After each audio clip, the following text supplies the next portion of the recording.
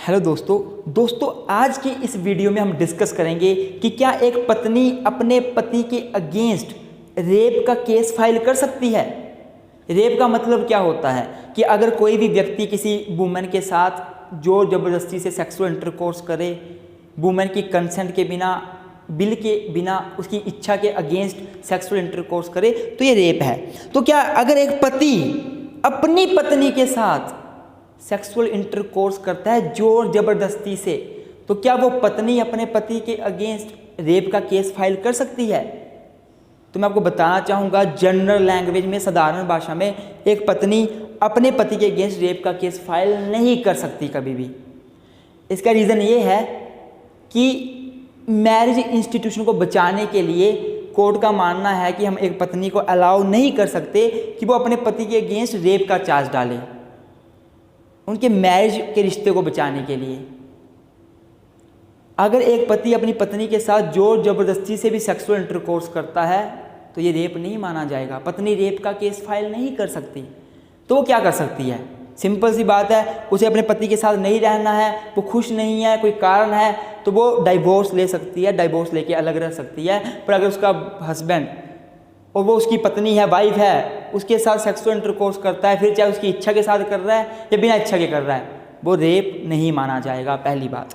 दूसरी बात, वो रेप भी बन सकता है अगर एक हस्बैंड अपनी वाइफ के साथ सेक्सुअल इंटरकोर्स करता है और उस वाइफ की एज 15 साल से कम है। अर्थात अगर किसी वाइफ, कोई लड़का है, उसकी वाइफ की एज 13 साल है, 14 साल है, 15 साल से कम है, और वो उससे सेक्सुअल इंटरकोर्स करता है, फिर चाहे वो इच्छा के साथ करे, उसकी सहमति के साथ करे, या बिना सहमति से करे, उसकी इच्छा के विरुद्ध करे, तो ये रेप बन सकता है। उसकी वाइफ उसके अगेंस्ट रेप का चार्ज डाल सकती है।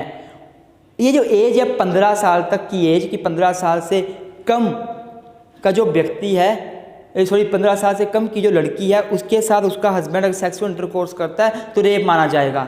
ये एज जो है बढ़ाकर independent thought versus union of India 2017 का केस है, उसमें 18 साल कर दी गई है। अर्थात अब अगर कोई पति अपनी 17 साल की पत्नी से, 15 साल की पत्नी से, 16 साल की पत्नी से सेक्सुअल इंटरकोर्स करता है, उसकी कंसेंट के साथ कर रहा है, बिना कंसेंट के साथ कर रहा है, मैटर ही नहीं करता, तो अगर वाइफ ने केस रेप का डाल दिया तो हस्बैंड के ऊपर रेप का केस चलेगा। पहले क्या था? सेक्शन 375 की एक्सेप्शन बता रहा हूं, अभी भी वही लिखा हुआ है कि अगर पत्नी की एज 16 साल है, 17 साल है, 18 साल है, 19 साल है, 20 साल है, और उसका पति उसके साथ सेक्सुअल इंटरकोर्स करता है, चाहे कंसेंट के साथ करे, बिना कंसेंट के साथ करे, रेप नहीं माना जाता है। वाइफ रेप का चार्ज नहीं कर सकती। लेकिन independent thought versus union of India में ये उम्र कितनी कर दी है? 18 साल। अर्थात अब अगर 17 साल, 16 साल, 15 साल की लड़की के साथ अगर रेप किया जाए, मतलब किसी कोई व्यक्ति या वो अपनी वाइफ, उसकी वाइफ जो है वो 18 साल से कम उम्र की है, उसके साथ सेक्सुअल इंटरकोर्स करता है, तो ये रेप माना जाएगा। तीसरी बात, जो कि सेक्शन 376 के बी पार्ट बी में दी हुई है, 376 बी में क्या दिया हुआ है कि अगर हस्बैंड वाइफ दोनों सेपरेट रहते हैं, अगर हस्बैंड और वाइफ दोनों सेपरेट रहते हैं, कैसे रहते हैं? या तो कोर्ट ने जुडिशियल सेपरेशन की डिग्री पास की है, section 10 of Hindu marriage act के अंडर कोर्ट ने जुडिशियल सेपरेशन की डिग्री पास की है, और उस डिग्री के पास करने के बाद हस्बैंड वाइफ अलग रह रहे हैं, या फिर हस्बैंड वाइफ बहुत टाइम से अलग रह रहे थे, अदरवाइज किसी और कारण के अलग रह रहे हैं, और अगर वो अलग रहते हैं बहुत टाइम से, तब अगर हस्बैंड अपनी पत्नी के साथ सेक्सुअल इंटरकोर्स करने की कोशिश करता है, जोर जबरदस्ती से सेक्स करता है, तब वो हस्बैंड लाइबल है। सेक्शन 376 बी में उसको पनिशमेंट हो सकती है, 7 साल तक की जेल हो सकती है, पर वो रेप नहीं माना जाएगा। फिर चाहे उसकी वाइफ मेजर है, माइनर है, वो अलग अलग रह रहे हैं, मेजर वाइफ क्यों ना है, तो वो उसके अगेंस्ट सेपरेट, अगर वो सेपरेशन में है, फिर सेक्सुअल इंटरकोर्स होता है, इवन विदाउट कंसेंट होना चाहिए, विदाउट कंसेंट। कंसेंट के साथ होगा फिर तो कोई रेप बनेगा ही नहीं, विदाउट कंसेंट होता है, तो वाइफ जो अपने पति के अगेंस्ट केस फाइल कर सकती है सेक्शन 376 बी के अंडर, और उस पति को 7 साल तक की जेल हो सकती है।